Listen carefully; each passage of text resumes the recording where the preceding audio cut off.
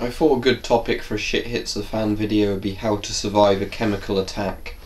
And to be honest, if you're caught in a military grade chemical attack, you're pretty much dead before you even know what's happened. But this video might be useful out of principle, and it might actually prove useful in case of something like a chemical spill or sort of badly engineered terrorist chemical strike or whatever.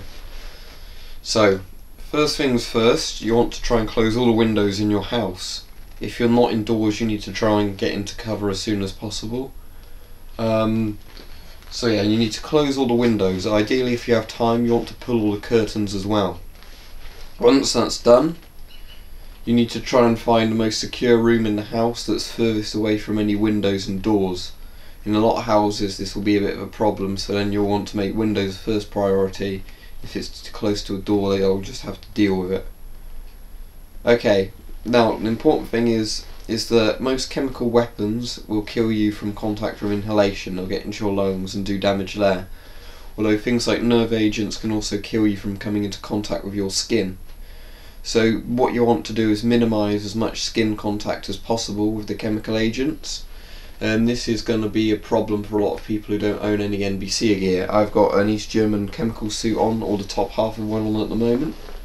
And this is obviously ideal because it's essentially a very heavy waterproof, where no water is going to get through this or any sort of gas. But if you don't own a chemical suit, the best thing to do is look for the heaviest sort of duty raincoat you have and put everything over, cover yourself in as much waterproofs as you can. Once you've found the most secure room you can, the best thing now to do is put on a respirator or a gas mask. The problem is as well is that a lot of people might not necessarily own respirators, or they might own old ones that won't necessarily work well.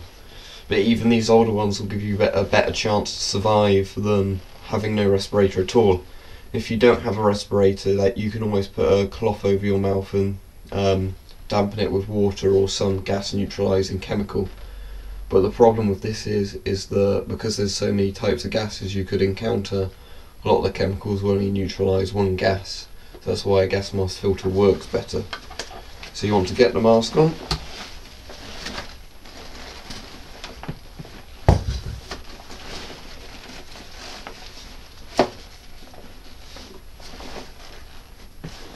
Once you've got a mask on, you need to make sure the filter's working, so you do this.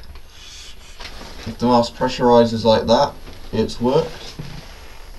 Then what you'd ideally want to do is, if you have something like this, you want to throw a tarpaulin over yourself. And you want to also make sure that all the cracks under the doors and things, you put damp cloths in front of there to try and stop gas getting through. Then you basically just have to hope you survive. In a military grade attack you'd already be dead by this point, but in case of a chemical spill you might be able to survive by doing this.